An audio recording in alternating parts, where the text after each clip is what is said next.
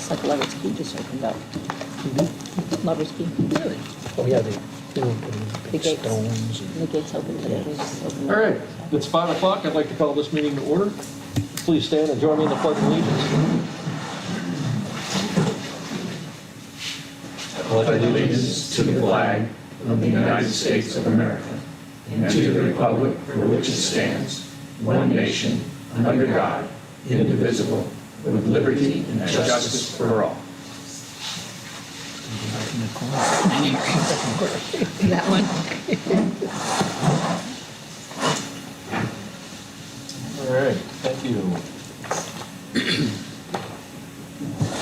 Do we have a motion to adopt the agenda? So moved. Second.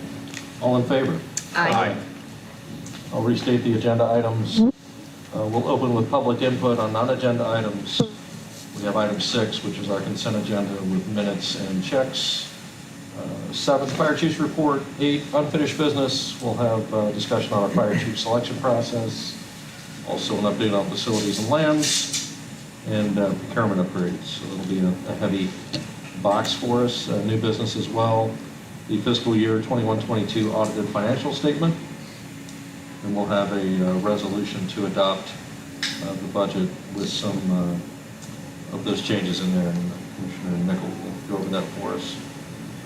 We have AFG grant for incident management training, capital overview for 23-24, surplus capital assets 23-01. And then we'll have comments from our DBP District 3, fire chief's remarks, our attorney's report, and Mr. Salzman is with us this evening, and then our remarks, and we'll adjourn. Any changes to the agenda as it's been presented? None. None. All right, let's open it up with public input. I'd welcome you each to come up one at a time, and please limit your comments to 3 minutes or less.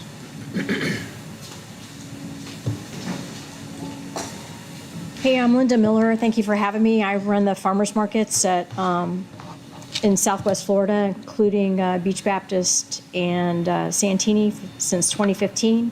The town has approved a farmers market to be held in Times Square Saturdays to start as soon as possible, but we need your help. We need your help reclassifying farmers markets on the fee schedule as a no-charge review like previous years and also like your neighboring peers. We need help to reclassify farmers markets as a Class A inspections, fewer than 15 hot food vendors. Per Florida statute, as observed by Estero Fire District and also the San Carlos, the Bonita Springs and Estero. This statute says no tents under 900 square feet shall be inspected. What fire is not allowed to inspect should not be on the application because it creates a miscount and a class change. And we'd also like help eliminating naming hot food vendors on your application because we don't know who they are yet until we get the actual application and they're actually accepted. Number 4, we would like you to charge the hot food vendors $50 for the inspection at the time of the inspection, similar to other districts. And we would like you to inspect one time a year unless there's a problem with the first inspection. This is in line with 11 nearby districts that have farmers markets. You have a packet, and in that packet is a accurate Exhibit A that has where I've surveyed 11 different districts, and nobody charges a fire plan review, and also 75% or 80% don't charge inspection fees. So this fire district is very out of line. This information that I provided has the names of the fire chiefs and everything and their phone numbers, and included in your packet are some of the letters from them. So all of this information is very easily verifiable. Due to a recent inaccurate mini survey done by Fort Myers Beach Fire that had $16,000 worth of errors to make Fort Myers Beach look like the lowest. That's Exhibit B here. I had to go and do my own survey, and I called 11 of these districts, and I was very dissatisfied that this was so misleading to make you guys look like you're the lowest when in actuality you are the highest. In 2020, our permit fee with you all was $50 a market, In 2020, it doubled to $110 a market. 2021, it went to $50 a market. Last year, it jumped to $950 a market, an 18-time increase. Later, that was reclassified by Chief Martin to $450. This year, it jumped to almost $2,970 with double inspection fees. See the breakdown on the Exhibit B, which is the Fort Myers Beach survey, where we're getting charged for double inspection fees. I have 2 markets, so doubling this is nearly $6,000 a year. Where do these hikes without a cause stop? Hopefully with you. Per your Fire 22-23 budget, page 7, permit fees are not to generate profits, but to offset costs and ease the ad valorem burden of those services on property owners. We never had an emergency call in our tenure, so why these huge increases for no additional services? Please review the packet I prepared for you, especially the survey of your peers and letters from them. And to be in line with your peers, please eliminate the roller coaster of permit fees. Please review the 5 requests at the top of this page. We need your help quickly as the town is waiting for approvals. I'm available later for comment. Thank you. Thank you. Any other public comment? Chief? Good evening, commissioners and staff. Thank you for recognizing me. For the record, my name is Gene Rogers. I'm the fire chief at South Trail Fire District. 2 items I wanted to just address to the board this evening. Number 1, as you probably know, we have entered into an agreement with Fort Myers Beach to provide our plan review services. That is going extremely well, and we've extended that agreement into the infinite future. Contractor satisfaction is high, and end user satisfaction is high. So we appreciate the professional services. It streamlines things, especially at a point where during these times of the performance review, which we just completed, as you know, it does reduce duplicity in government services, and we're just glad that you're able to provide that for us, and we're able to pass those efficiencies on to our citizens as well. So thank you for allowing us to piggyback on that service. Secondly, I attended the Florida Association of Special Districts FASD conference several weeks ago. All this, you had a commissioner there as well as senior staff. Commissioner Fleming and Chief Armature were in attendance, that's I know of from the beach. They represented your agency well. During one of the breakout sessions, the Fire Roundtable, Commissioner Fleming gave a presentation about a young lady, I believe her name is Mrs. Sarensen, that is Ceraces, that's reopening her business, in which she had a collection of fire patches and memorabilia that has been displaced by Ian, and some of those things are coming back. He subsequently passed out a business card and encouraged people to donate patches and whatnot to it. So I figured, what better than to come and donate it in person? That's great. So everybody here is familiar, I'm sure, with the challenge coin process. Yeah, I think you all have one from us. So we actually have a larger than life challenge coin, which is our challenge coaster. So we'd like to donate that and let Commissioner Fleming present that for us. And then we have several iterations and colors of our patches, so we'd like to just present that as well. So Thank you. thank you for entertaining me this evening. Thanks, Chief. Appreciate it. Thanks, Chief. you. Appreciate you.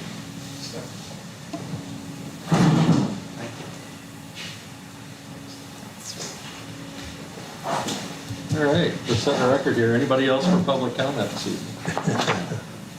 Thank you all for giving us your input. We do hear it, we do consider it. The next time any topics that come up for our review and discussion, it will certainly be in our minds. Let's go to item number 6, consent agenda. We have an approval of meeting minutes and check approval 48150 through 48204. Do we have a motion? A motion to approve? Second? Second. All in favor? Aye. Passes 5-0. Fire Chief's report. Chief Wood. Thank you, Chairman. Well, May marked 8 months since Hurricane Ian, and as May ended, we went into the beginning of hurricane season, so we spent the month of May like we do every year getting ready for season, knowing that we're going to have nothing this year. So That's our plan. I'm glad to say where we had the hotel for our shelter last year, and then we had the school. We will have all resources. If we have an event, we'll be at the hotel again. We had some challenges securing places, but we're back with the Holiday Inn, and we have sufficient space for our responders, plus board, all of our staff. So. Also, keeping with hurricane season, we had a meeting with the town and Lee County Sheriff's Office. It was a productive meeting. We did a tabletop exercise, basically starting with the hours after an impact, as we're all coming back on, and evaluated, what went well and what didn't after Ian, and really focused a lot on collaborating and the timeline of efforts and how everything works together. If we have another search and rescue event, we will make sure that that's happening first, happening as quick as possible, and then get the other steps in place in an order that makes sense, and it's a better collaboration. So, very productive meeting. Also in that meeting, we had some conversations about people being able to re-enter the island. And SO, Lee County Sheriff's Office, shared with us that Bonita Springs had a plan that worked really well. So the town has reached out to them and is basically learning lessons from them as well in what a re-entry plan looks like. So, because of the hurricane, we do our annual physicals. Well, we didn't get them done last year. I'm glad to say that in May we were able to get our physicals started, get all of our folks through. Happy to say everybody's healthy and doing well. So, glad to have those done. On May 15th, I was able to attend the town council meeting, and Representative Botana came in and was talking about session and the efforts that were done by the state in setting aside money for recovery from hurricanes Ian and Nicole. So if you've heard in the news, the $350 million. So he came in and talked about that, and basically, stated that there's about $117 million that's earmarked for his district, which includes the beach, Sanibel, and Bonita and Estero areas for recovery. So that is good news. Within that, if you know that we had, before session, we had put in a project with the state, and that project, when he was talking, he specifically mentioned the recovery of fire stations and town hall and other infrastructure. So it's encouraging the hope that our plan is going to be part of that. A few weeks later, Commissioner Wood, Ms. Thompson, and myself had the opportunity to join the senators for the post-session meeting, and they basically confirmed the same thing, that the state was very responsive and putting this $350 million earmarked, and also the fact that it would be available, pretty quickly following the July 1 budget, and the governor signed that budget, so that's moving forward.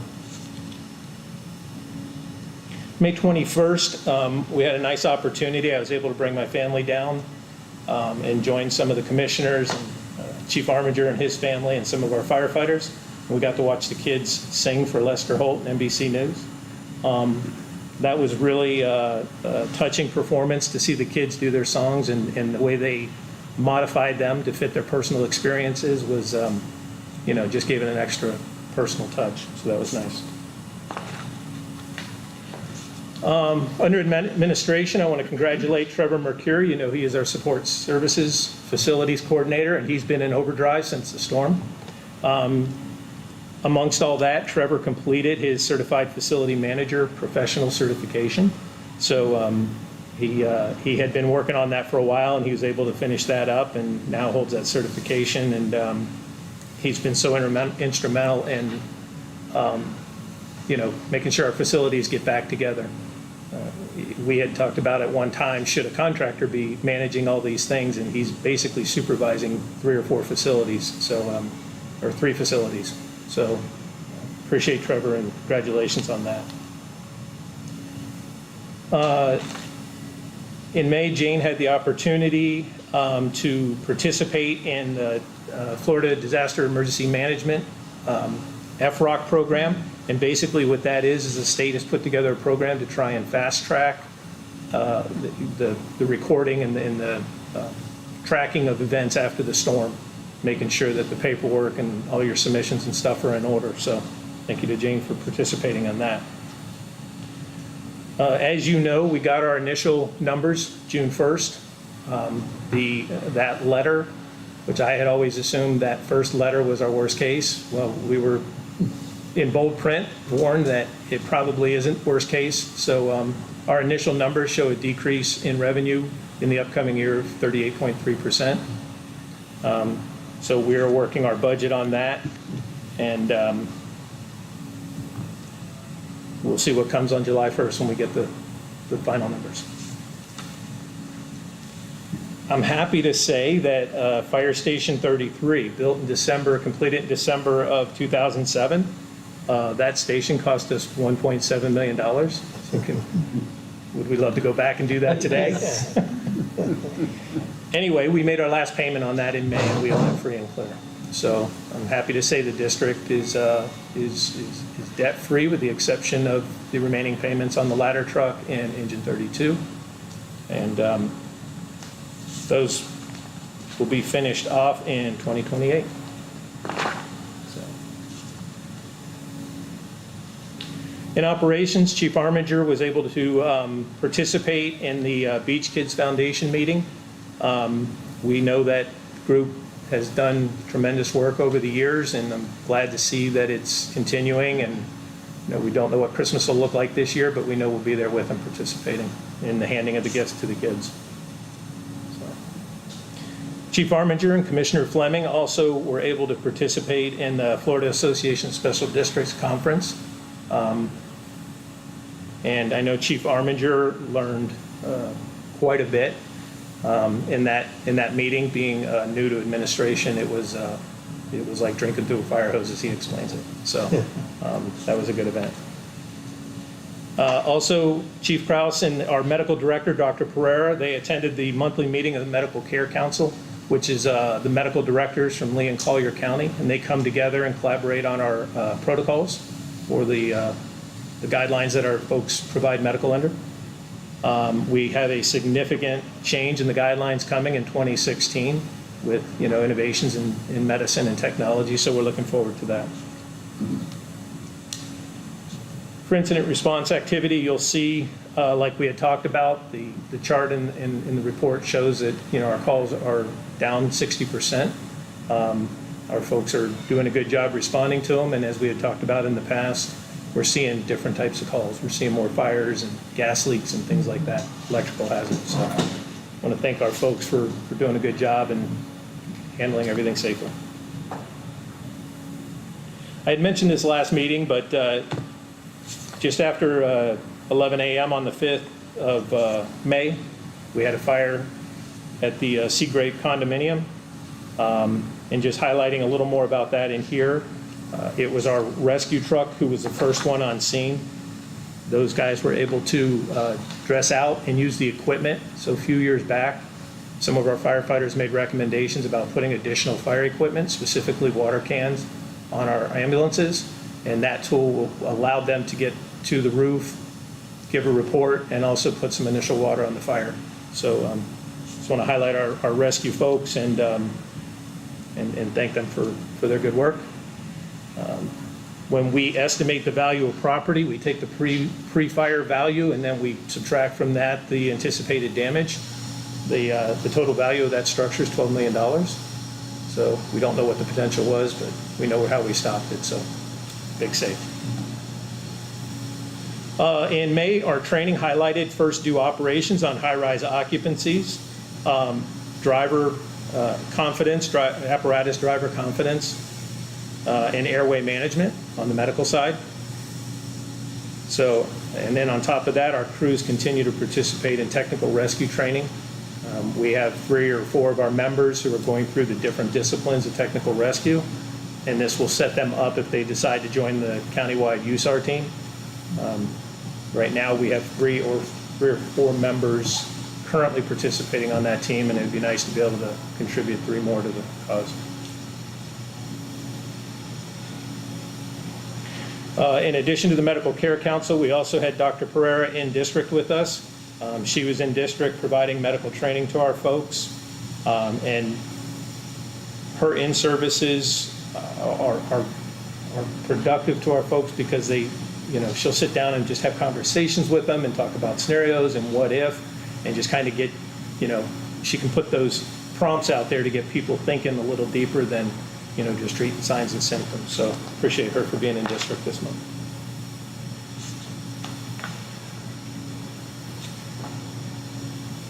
So in life safety, you'll see our permits, our plan reviews are up as we expected they would be. Our inspections, you'll see, are down, but the inspections basically follow the plan review, so we do have the permits starting to flow in the rebuilds. And our, Bill and Chris are out in the field, and they're doing good work, and we're keeping up with plan reviews and inspections in a timely manner. So I want to thank them for their work. And lastly, district anniversaries. I'd like to recognize Ben Knoll. Ben has 4 years with us now. He's our life safety specialist. Firefighter Darwin Adamus has 9 years. And Director of Finance Jane Thompson was 17 years. And that is my report. Thanks, Chief. Thank you.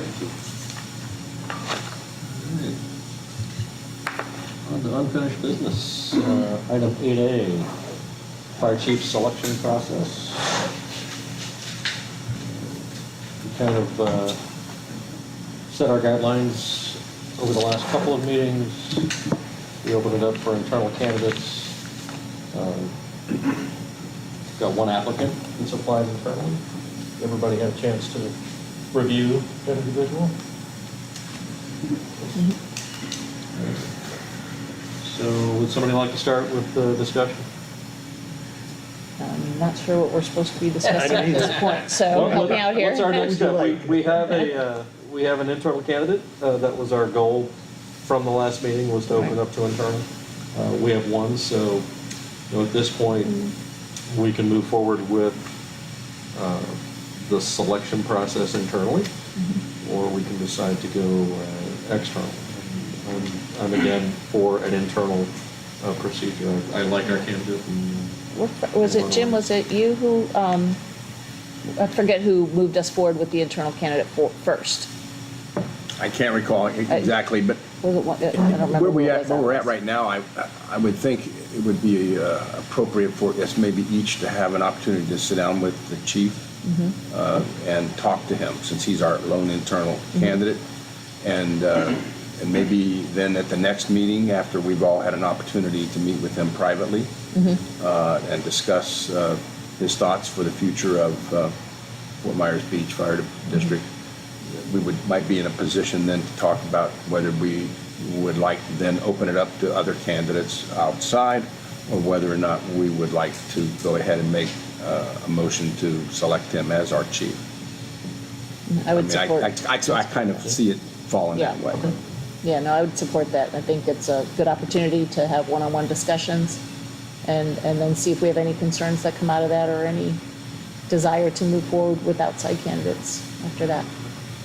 Ron? Yeah, I agree with everything that's been said. When is our next meeting? It is a long way off. July 26th. So basically 1 month from today. Mr. Chairman, can I make a comment? Yes, sir. Please. When you talk with the chief, please do not talk about terms of the contract. Because if you're talking about terms of the contract, it's just litigated this issue. Okay. You start getting involved in perhaps having a meeting that would be sunshine related. So if you're just meeting with him to talk about philosophy, things along those lines, that's fine. Normally what we've done in the past is if you determine that somebody is the candidate you want, you've directed me to draft a contract to negotiate and then bring back to you, which we can do relatively quickly since we've done a couple of these. And are there other topics that we should not talk about? Just the things that you would normally see on the contract, which would be salary, benefits, things along those lines. Okay, so anything, But we'll look at, I mean, you're familiar with the last couple of chiefs, and those issues would be pretty much standard that we would put in there.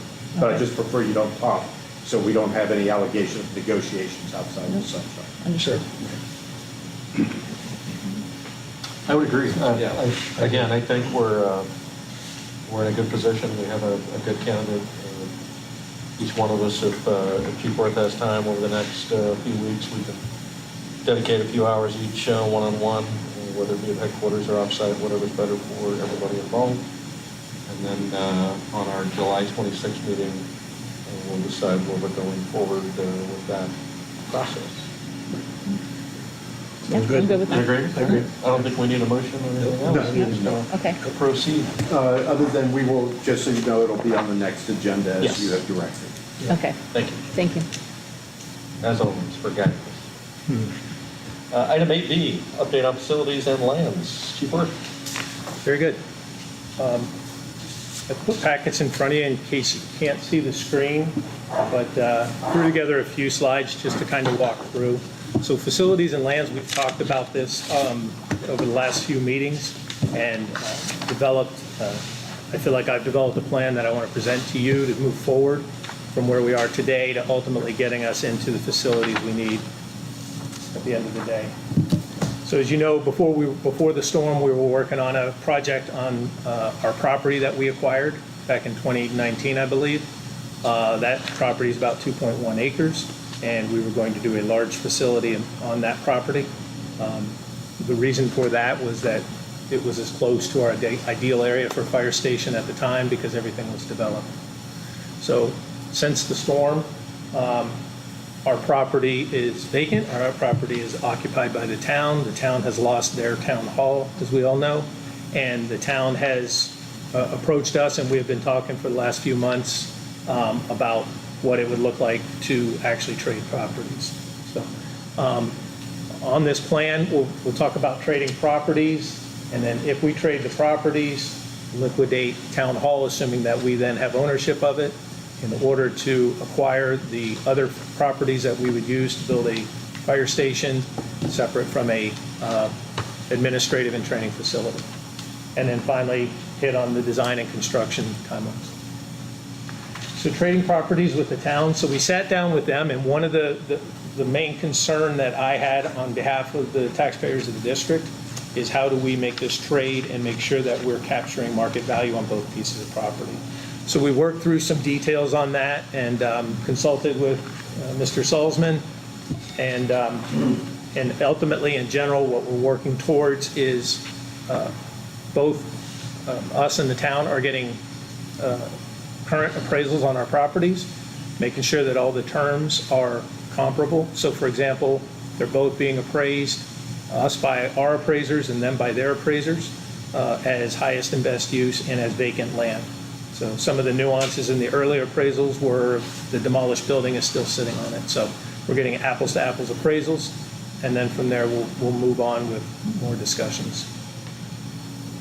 Do you want to add anything on that? No, we're, as soon as we get that information, that documentation, we'll be in a better position to prepare things for your review to go forward with that if that's how you want to progress with it. Thank you. Just a little bit on that trade. I know there's some nuances. Our property is 2.14 acres, give or take. And some uniqueness about this property is it has a little bit more sterile frontage. But this is valuable to the town because it will put them in continuous contact with Bay Oaks and the other properties that they own. If this property were to be developed by a private developer, whatever the case might be, it would sit between their town hall property, Bay Oaks, the pool, and everything else. So the town property is made up of 3 parcels, collectively 2.21 acres, so it's about half acre bigger than our property.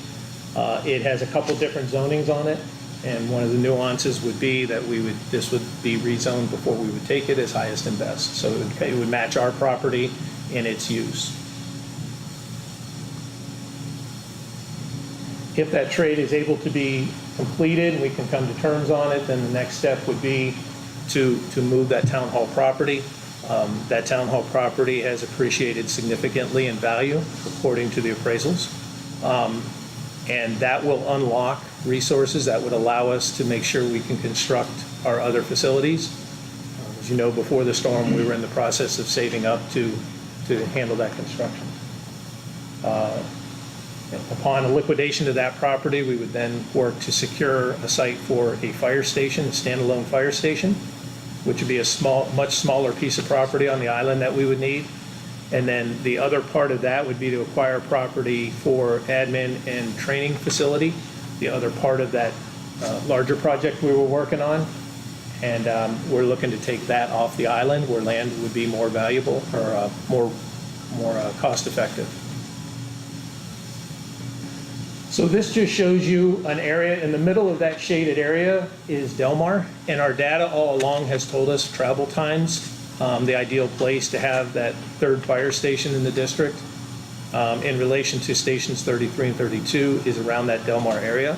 This shaded area goes from Chapel Street on the south, or on the south, up past Ohio, give or take, on the north, and those parcels in that area could all serve as a standalone fire station site. So it's kind of a general area where it might end up.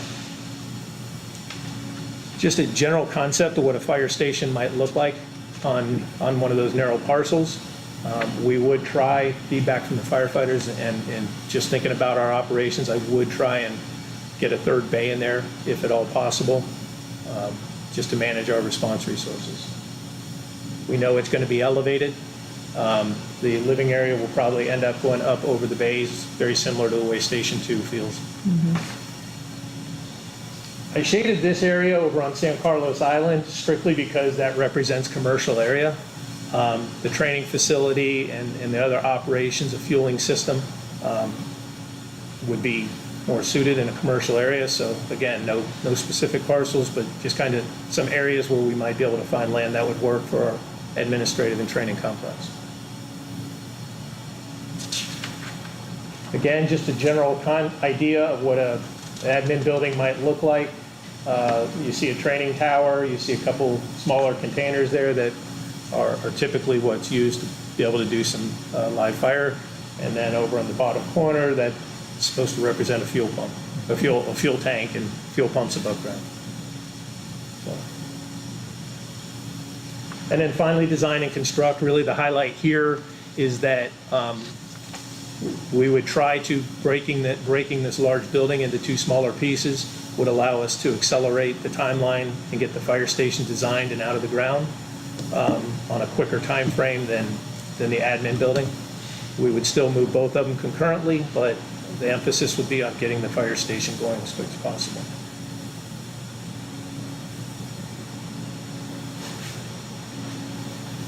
Any questions? Jack? No questions. I think Comments? it's a lot to chew on. It is. It's a lot of moving parts. I like the concept of the smaller station that's usable on the island where it's needed, and then the admin off-site where the property may be a little less expensive. Yeah, the fire station really is the critical component to be placed in the right geographical spot. With the price of land on the island doing what it's doing, it just seems to make sense to take the rest of it over into off-island into a more commercial area.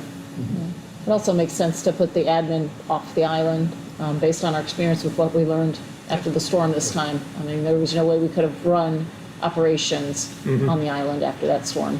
Yeah. So off-island was where we ended up, not far from there, so that makes some sense.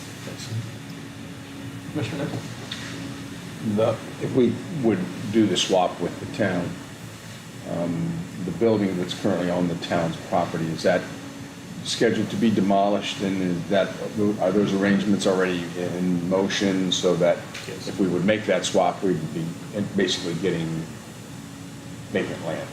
Yeah, by the time we got it all said and done, the town is pretty much on nearly the same time frame as we are with Fire Station 31 in FEMA. They're working through the final phases of getting their 50% ruling. Like us, they have the state committed to taking that building away. So they're ready to demolish it as soon as they get that definitive FEMA letter in their hand that says you passed 50%. So that could, FEMA's telling us that we should see something this week, next week, and they're being told the same thing, so. Okay. And you're referring to our building, Our fire station Our Fire 31. Station 31 that's going to be demolished. Yes. Once we get that final determination that it will not meet the 50/50. Correct. Yeah. Mr. Fleming? Yeah, I like it in that our current administration building, we can use if there's not in a big rush, where it's the firehouse. Yes. We have to get something as soon as we can. And worry about selling our administration in 31. A lot of it's key though, the senators and congressmen. Yes. I would concur with everybody else. I love the idea of a divided plan at this point, given, what our community has gone through. I think it makes good fiscal sense for the district. Also, the island, we're a larger organization district-wise than what the town of Fort Myers Beach is. So we have an equal responsibility off-island as well as our on-island presence.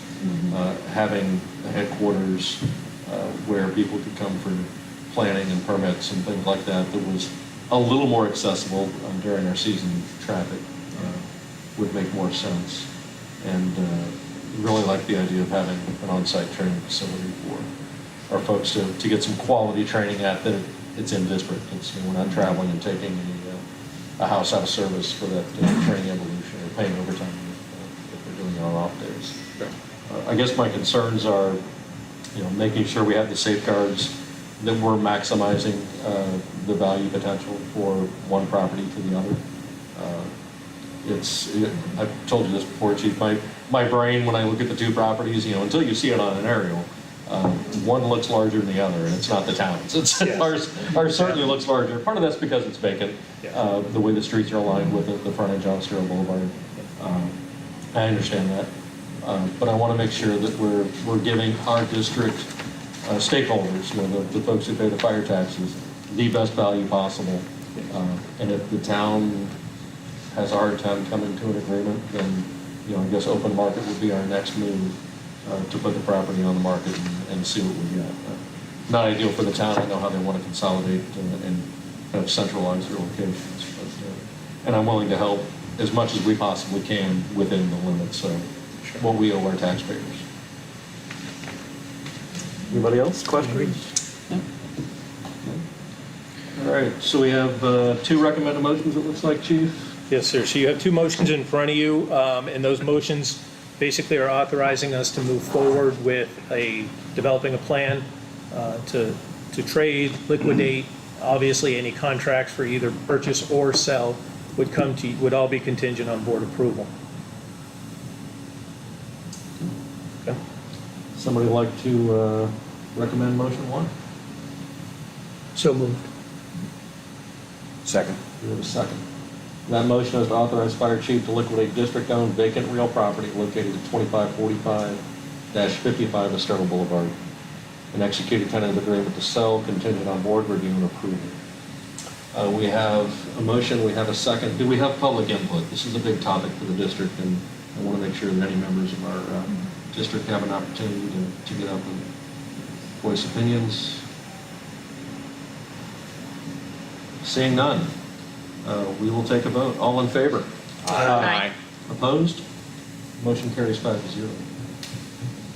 Motion number two, a motion to authorize the fire chief to execute tentative agreements to purchase one or more parcels of real property, with each tentative agreement being contingent on board review and approval. Do we have a motion? So moved. Second? Second. Again, public input. Going once, going twice. Thank you very much. All in favor? Aye. Opposed? Carries 5-0. Thank you, Chief. Thank you.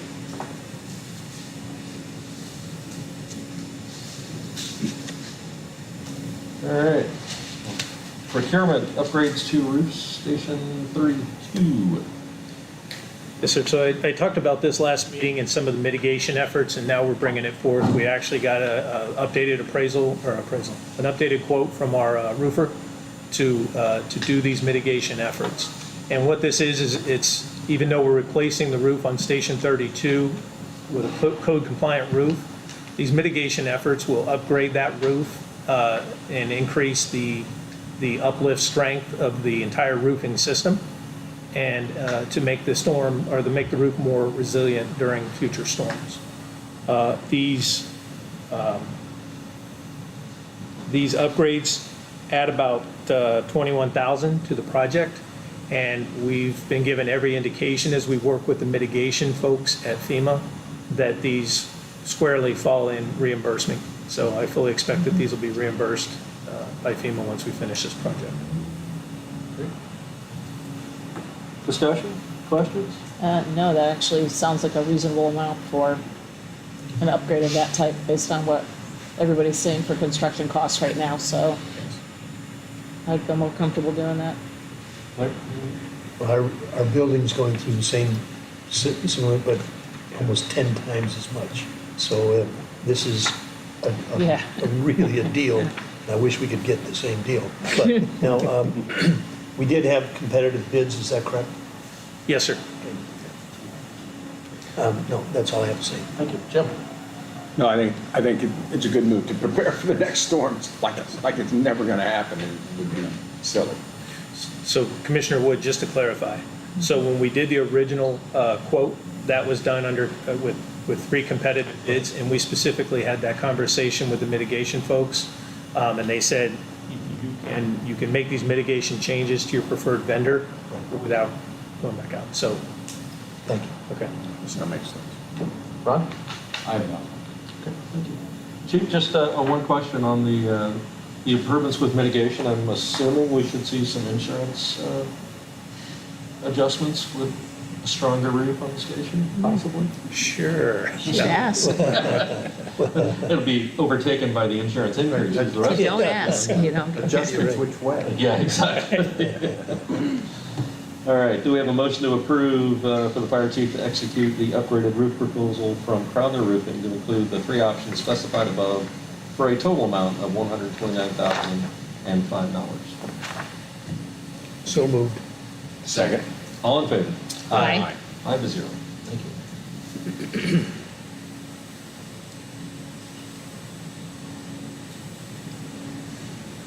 All right, new business. The exciting world of financial statements and audits. Jane? Goodness for you, Jane. Good evening. I'd like to introduce Jeff Brown. He's the audit partner that was responsible for our financial audit this year. And I would like to thank him and his group, his firm, the folks that worked with us. First it was COVID, and we had to try and figure out how to, work around limited on-site time because, the office was closed, we were in masks, so forth. Of course, this year, the audit is due by law to the state 2 days from now. And of course, we weren't in any condition to be audited for quite a while. So they were not only patient, but when we were ready to proceed with the audit and have them come in and start looking through our records and everything, first we had to get them over off island. But once we were ready, they came in very quickly and got the work done. So I appreciate that. So thank you. Thank you, Jane, for your kind words. I'll be brief. I'm not going to go through the entire financial statement here. I'm just going to hit a couple high points of what the actual audit reports themselves say, but feel free to interrupt me if you've got any questions or anything in here. First thing is on page 1 through 3 is our independent audit report. It's got some bold headings here. It kind of defines what management's responsibility is, what our responsibility is. But the second paragraph is where the opinion comes out. So that's what you get here is what we call unmodified. The old term was unqualified, a clean opinion. Basically that financial statements as prepared by your staff are in conformity with generally accepted accounting principles, governmental auditing or governmental accounting standards, and there was no issues. We had not have any material adjustments or anything close to that. So we appreciate their expertise and professionalism for sure, especially with this past challenging year, as Jane mentioned. Page 4 is what's referred to as the management's discussion and analysis. I bring it up because it provides a nice little overview of the financial kind of year over year. It's got some graphs and charts and things in here, so I just encourage you to flip through that and use it as a tool. Back on, I'm not going to do too many numbery things, but if you turn back all the way back to page 36, and the reason I bring this up is because you can see it talks about what we call deficit, unrestricted debt position, fund balance, these kinds of words. So top of that page says back in 2017 when pension standards and we put these big giant liability numbers on here, you can see that it makes the financial statements look, you put a big liability on there, it obviously reduces the equity. So the point I'm bringing it up is that that negative number is finally getting smaller, and it may, we'll see what happens this year. But that's basically explaining what deficit, net position, fund balance is, but then it also does have a kind of a statement there at the end that talks about the amount of expenditures that you have. The district is in a sound financial position. There's 3 other reports in here. One's all the way back on page 60. This is our internal control report over financial reporting and compliance. There's 2 positive statements in here. On the top of page 61, it says, we did not identify any deficiencies in internal control that we considered to be material weaknesses. And then again, in the next paragraph under compliance, the last sentence there states, the results of our tests disclose no instances of noncompliance or other matters that are required to be reported under government auditing standards. Page 62 is our management letter. There's references in here to Florida statute, rules of the Auditor General, all positive statements, no prior audit findings that needed to be corrected, no current audit findings. Again, all positive statements in there, so nothing that you need to be aware of on a negative type of basis. So with that, I'd be happy to try to answer any questions you got. Question? I don't have any. I'm glad you're doing this and not me.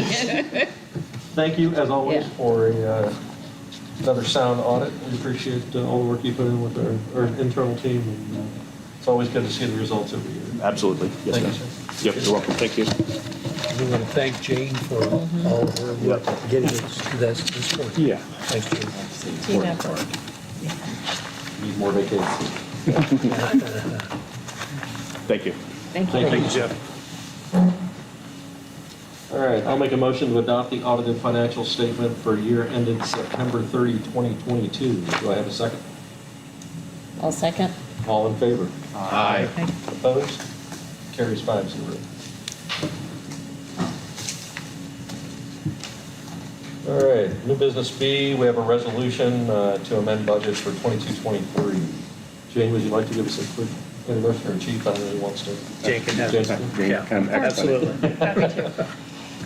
So when we finalized the figures for the year-end '22, we adjusted, of course, we're budgeting before the year is even done, months before the year is done. So we're estimating in large part months in advance.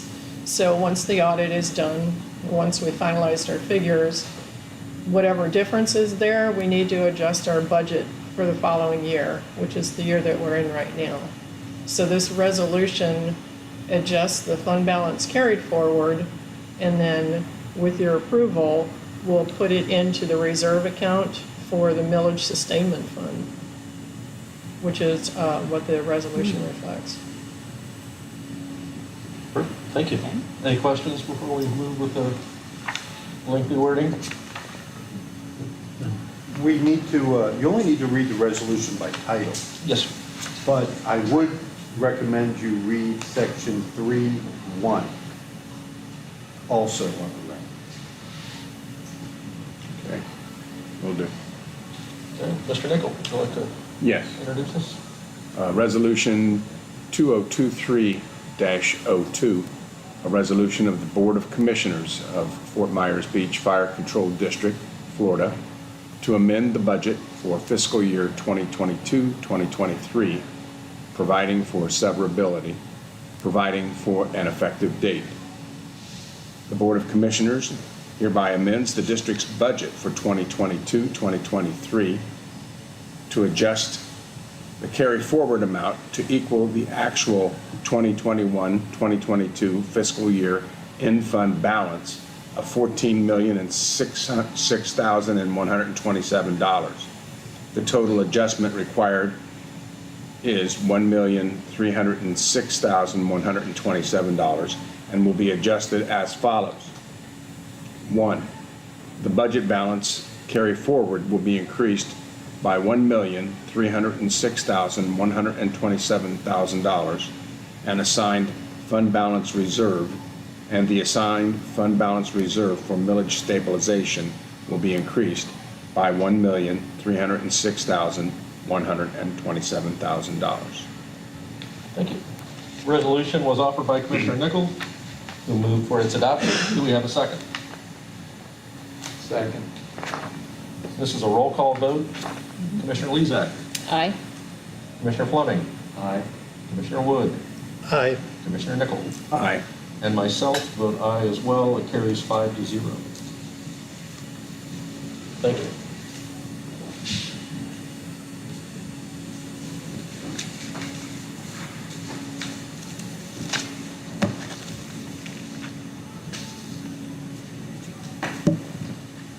All right, next item on new business is 9C, AFG grant for incident management and training. Chief Orr.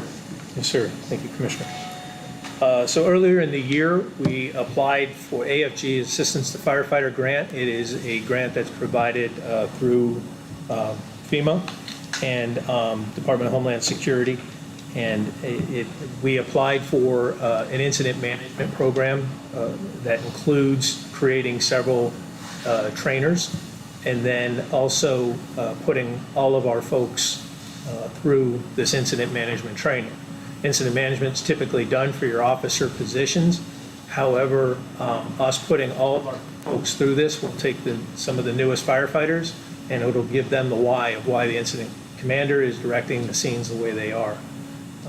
I find that when somebody understands why they're doing something, they're more invested in it, and it's easier for them to engage and carry out their duties as assigned.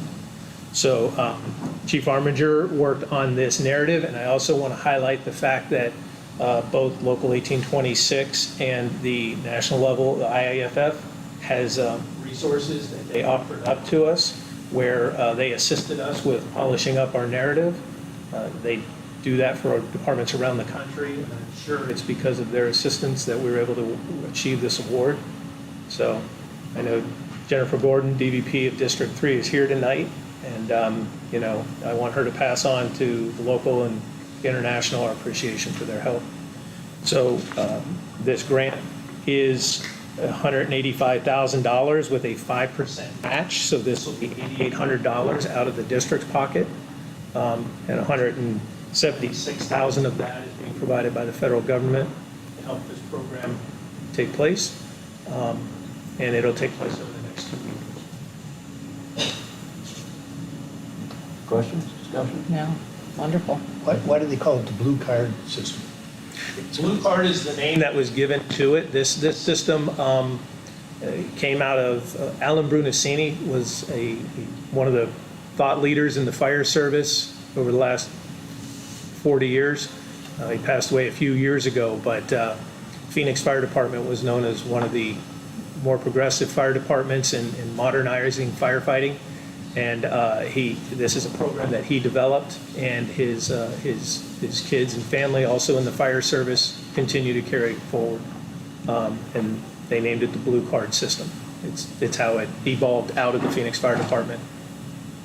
Thank you. Chief, how long is the training for an individual?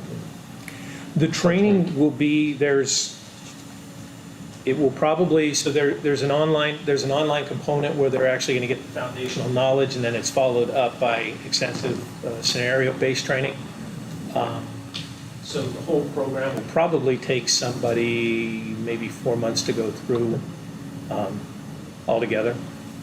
So, and there'll be some level of, this program, the dollar amount is as high as it is because it helps reimburse overtime expenses.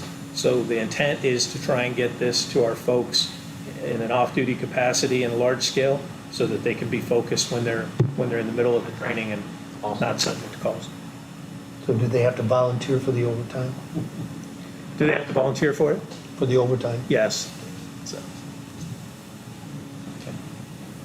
All right. Do we have a motion to accept the grant? So moved. Second? Second? All in favor? Aye. Thank you, Chief. Item D, capital overview for 23-24. So Commissioners, you should have a hard copy that Christina turned in or handed out before the, here's it right here. It's blue. It's a little easier to read than the slide that's up on the board, in case you can't see it. So it's that time of year in the budget process where we review our capital, our plans for capital purchases over the next year. The reason I put together last year's capital plan and this year's capital plan is because they've changed drastically because of our friend Hurricane Ian. So if you want to look down the right side first, you will see some of our initiatives that we had planned for last year. And that budget started October 1, 2 days after Ian hit. So some of those items on there that you'll see are on hold are items that on the right side, the very, very right column, are items that we had planned for last year, but obviously got put on hold because plans changed. So over on the left side, you'll notice that almost every item on there, except for 2, are related to the hurricane. So we basically had to pivot, and we're in the process of rebuilding facilities. So from generators to transfer switches, roofs, elevators, all related to rebuilding after the storm.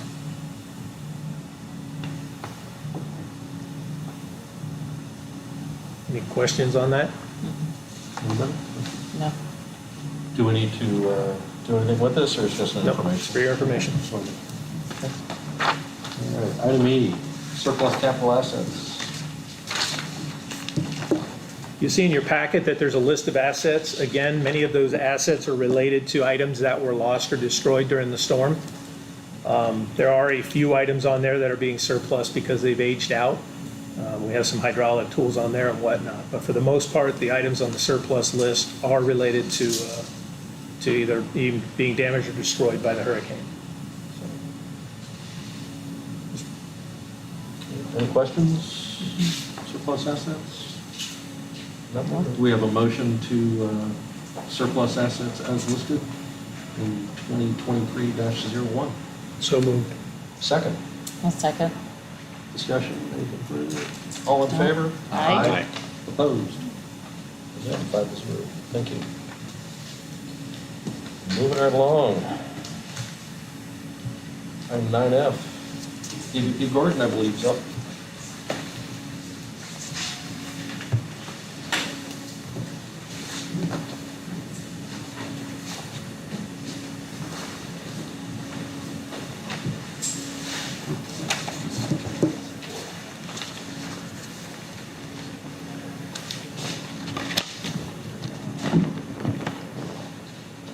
Thank you, commissioners, public that are looking and watching from home.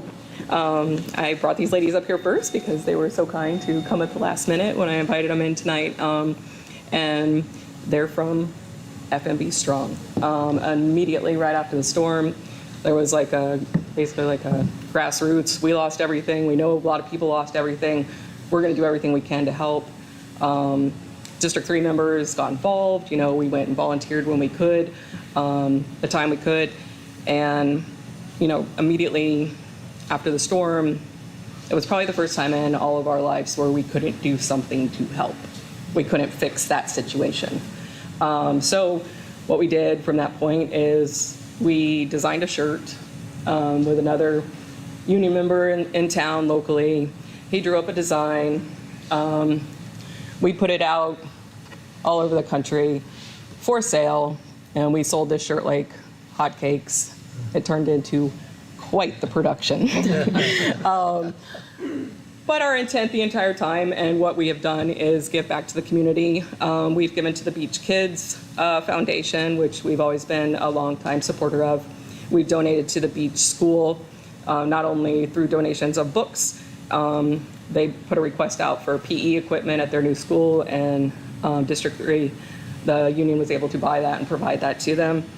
We donated to the FMB movement. We bought a memorial tree for an individual that lost her husband prior and then lost the memorial that she had in her yard.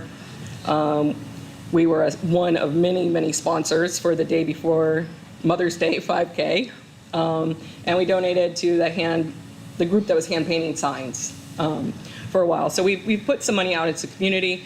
We were also there when they were handing out drywall, and people who were coming through, with their IDs. We knew they were beach residents. You're coming through, you're getting free drywall. You need a little help. We had gift cards at that time, and we were handing out those to the public during that time. So we were able to get some of those out there. All of those were kind of like a little bit here, a little bit there, and it turned into something that was a little more difficult to get the money where we needed it to go to get to the right individuals that we know needed the help the most. So tonight, and this was taken a vote last night at our union meeting, it is my great pleasure to present a check for $12,969.83. That was raised for the shirt sales to FMB Strong. Thank you very much. So, Thank you. Oh, wow. thank you. Thank you guys, because, you were there right from the beginning, and you were, impacted as much as, the next person. And so, without everybody kind of joining in together, we're all kind of up the creek, right? Yes. So, thank you very much. Thank you. All right. Thank you. Thank you. Thank you.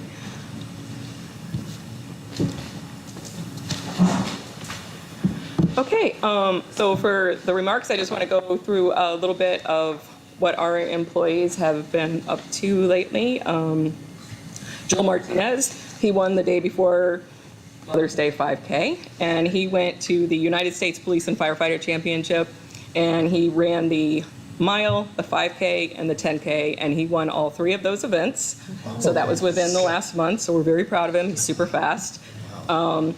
Firefighter Hermes Laser, Keith Gaudet, and Jesse Miranda are the three that participated in the rope rescue operations course that was put on by National Rescue Consultants. Like Chief Worth was saying, we do have some open spots on USAR. Currently, we have 4 members, and I believe we have 3 more spots that are open. So if they decide to pursue this, there's excellent training for them.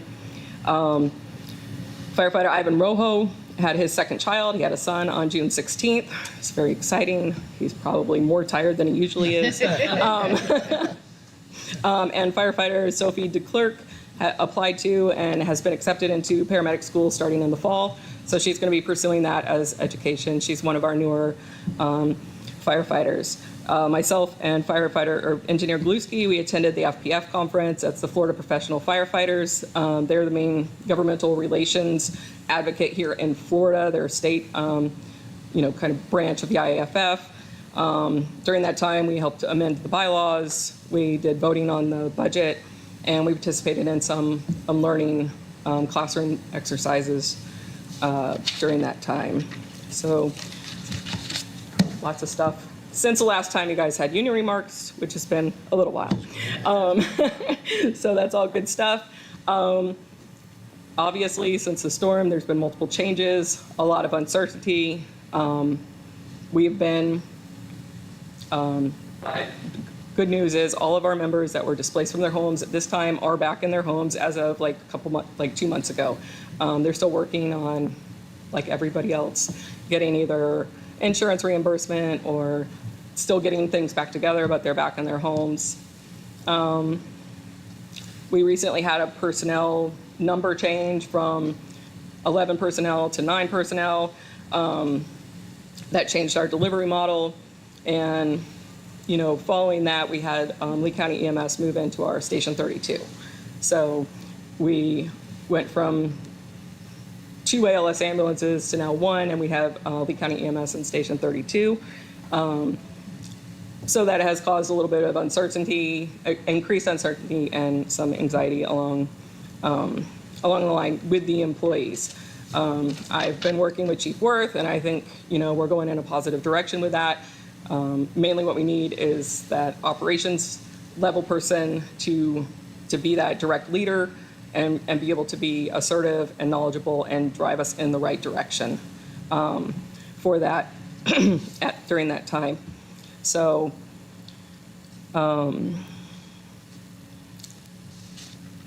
with all of that being said, and I am a terrible public speaker, I get super nervous.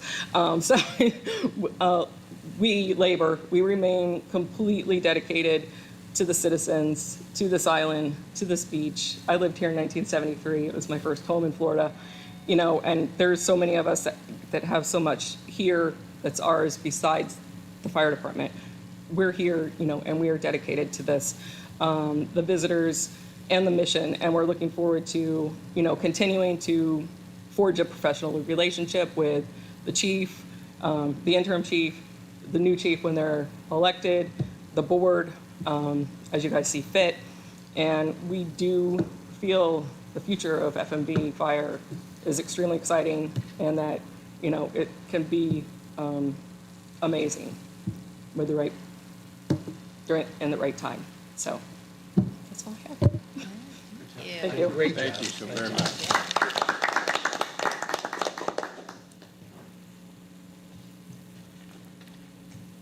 All right. Fire Chief remarks. Thank you. Just a few things. For every year I've been here, Jane, thank you for another clean audit and being so diligent. Appreciate everything you're doing and support you're giving, and in my role as well. So, again, as Chief said, Chief Rogers from South Trail, I do want to highlight our life safety branch and the work they're doing, not only South Trail and the other districts that we're supporting in plan review. He's right. I had a chance to talk with Representative Botana recently and highlighted several of the ways that the fire departments and districts work together around the county. And this is just one of those ways, like he had said, that functionally we work as efficiently as we can and share policies and everything else. So thank you to them for their work. I'd like to read real quick a letter from the chief, City of Fort Myers. Back on June 4th, they had an incident on a construction crane where they had to use the USAR, technical rescue skills. Specifically, Billy Galuski was involved in that USAR mission and served as the safety role. Chief McMillian from the city, I'd like to take this opportunity to thank you for your assistance in providing resources to the Fort Myers Fire Department during our recent high-angle rescue. This incident was dispatched 6:54 p.m. on Sunday evening, and rescue efforts went well into the night and early morning hours.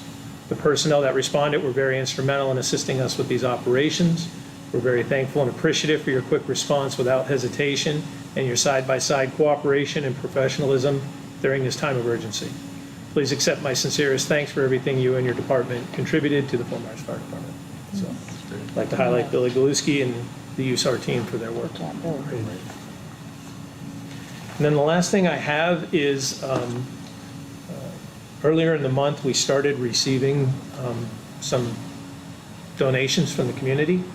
A community member who lived down on Bay Beach Lane passed away on May 28th. Ron Johansson was from Illinois, and he lived on Bay Beach Lane when he wasn't up north.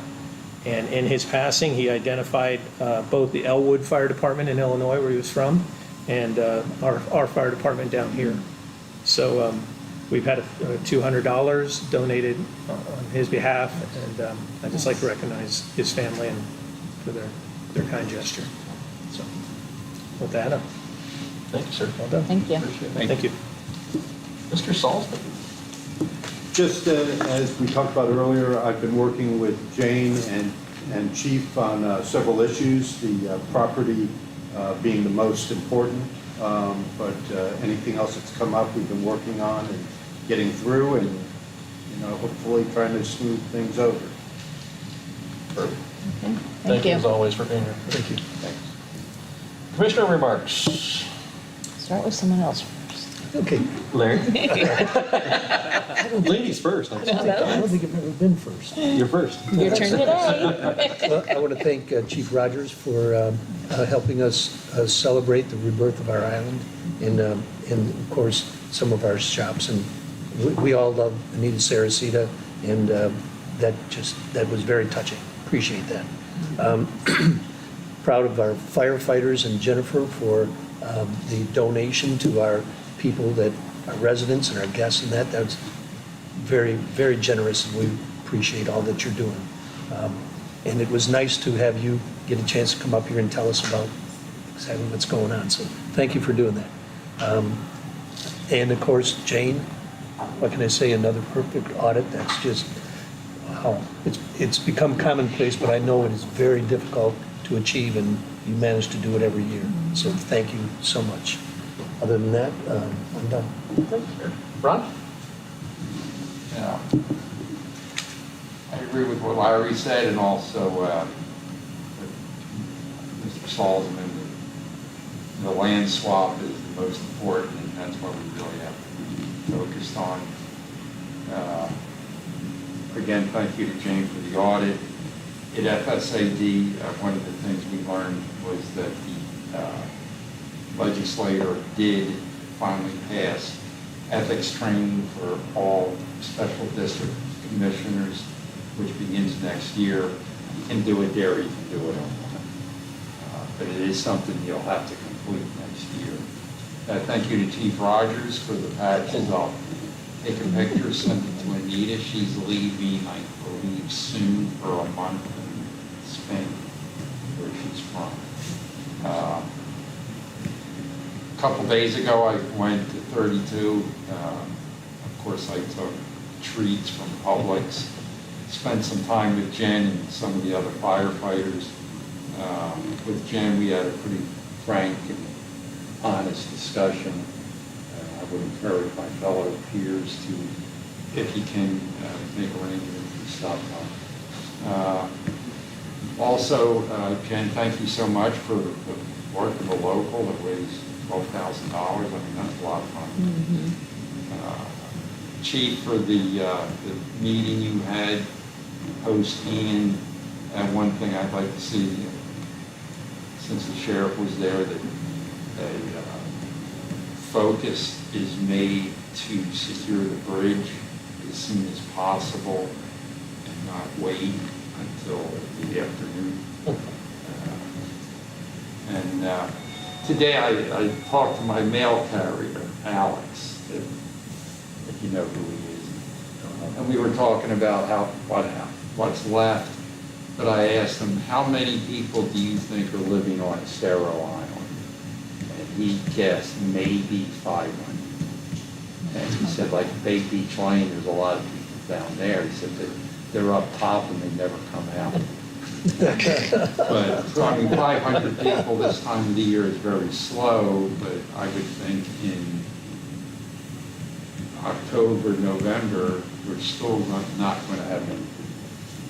If there's a fence around the condo, there's no one living there. So, we got a couple rough years with our money, but if we get lucky with the politicians and the cops, thank you. Thanks, Ron. Jim? Thanks, John. I wanted to tell Jen how much I enjoyed your remarks, Jen. I haven't had an opportunity to meet with you personally yet. I've been just a tad busy there at Estero Cove, next door to 32's. And that being said, I want to say how much I appreciate the folks from Station 32. They're great neighbors. And my wife and I will casually end up over there from time to time, and they're always very, they're very accommodating and very glad to see us, and we enjoy having them there. It's kind of makes you feel safer, I think, knowing that they're right there, because they can respond pretty quickly. I also want to thank Jane. Thank Jane every year this time. What a great job to do this, particularly under the circumstances that we had to work under this year. It was quite an accomplishment to get the audit wrapped up. So Other than that, I just appreciate the work that the troops are doing out there. People, I've noticed, it seems like we have a lot more fires now than we have more fire runs than we have had, I think, in the past. It's because of the condition of many of the buildings on the island, and we'll probably continue to have those. And I know not having as many people, as Commissioner Fleming pointed out, probably not having a total number of runs, but the ones we have, they're really important. And I always feel comfortable knowing that our folks are going to go out there and do a great job when they get there, and that the people of the Fort Myers Beach Fire Control District should know that they have a dedicated professional firefighting force out there that is going to respond and help them when they need help. And after all, that's what we do. We help people. So, thanks. Thank you, sir. Can you go now? I can go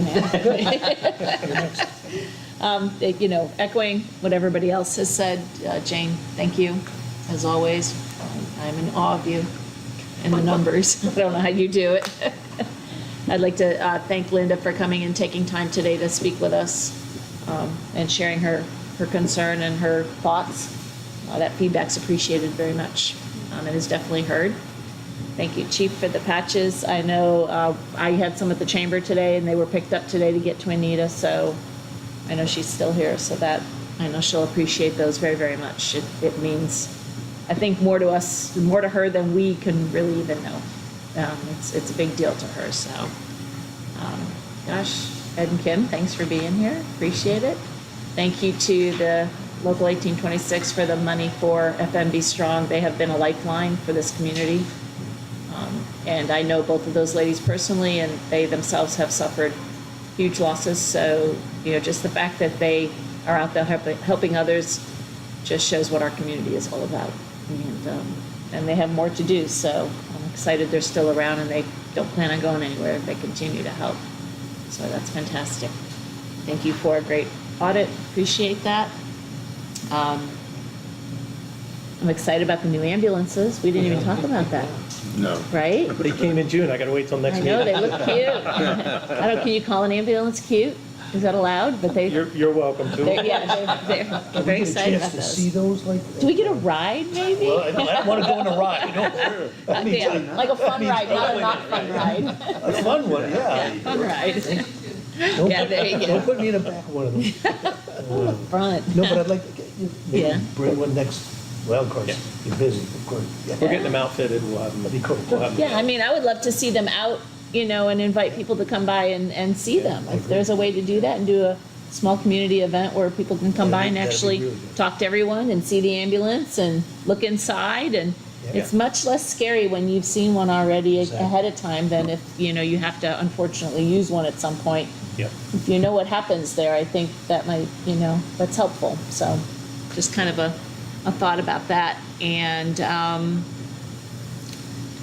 there was one other thing. Heads up for two things. The Singer-Songwriter Festival is coming at the end of September, October 1st. It will be our first event back on the island. Going to be super fun. The Chamber will be pulling a permit for Bayfront Park, so kind of keep an eye out for that. And I think we'll be doing some vendors, and I'll be talking to Ed for some help with that. You don't even know that yet. So he has a funny look on his face. And what was the other thing? Oh, for the Let's Go FMB group, the town has, my understanding is, and I haven't been to one of the meetings yet, but my understanding is the town has asked someone from the town staff to be a liaison. Would it be possible to have the fire department have a liaison in that group in the appropriate section as well? I think it would be helpful, and it would generate some good feedback for our department. And I think that's important. So I think that's in it. That's enough, right? Yeah. That's Now I know why Larry never liked to go last. There's nothing okay. left. Yeah, what else are you going to say? There are a few things. Oh, here we go, okay. I'll not be long. Thanks to Linda for coming out, and Chief as well. We always appreciate it. We rarely have members of the public want to come and at least go to a meeting, let alone get up and say their piece on what they have concerns over. Be so kind to give us a presentation. DVB Gordon, thanks as always for being here. Don't ever be nervous in front of us. This is a friendly crowd, and we are here for everybody in the firehouses to see that they're successful, happy, and that we can keep them employed as long as they want a job. And that is our goal, always will be. Have a safe and happy 4th of July, Independence Day, everybody. I know we don't have fireworks on the beach. One more thing. Yeah. I forgot. Tonight, the FMB Strong Group is sponsoring the community dinner at Parrot Key till 7 o'clock, and it's free food for island residents. Perfect. So, Free food you at know. Parrot Key after we adjourn. Yes, so, yeah. I know, right? And as always, thanks to our members of the district who have really stepped up in the last 9 months, taken on extra duties, filled roles they probably would not volunteered for had it been any other circumstance. So it's appreciated, it's seen. Thanks to everybody for a great meeting. Jane, as always, we thank you 100 times, but it's never enough. Thank you for keeping our finances in order, and Mr. Brown for dissecting those for us every year and giving us that feedback. The community deserves it, and it's always good to see it be so positive. So unless there's anything else. I'm just a little worried about this ethics training. Okay. You'll be fine. Did you do something? I've trained you. That's what I'm worried about. All right, this meeting's adjourned.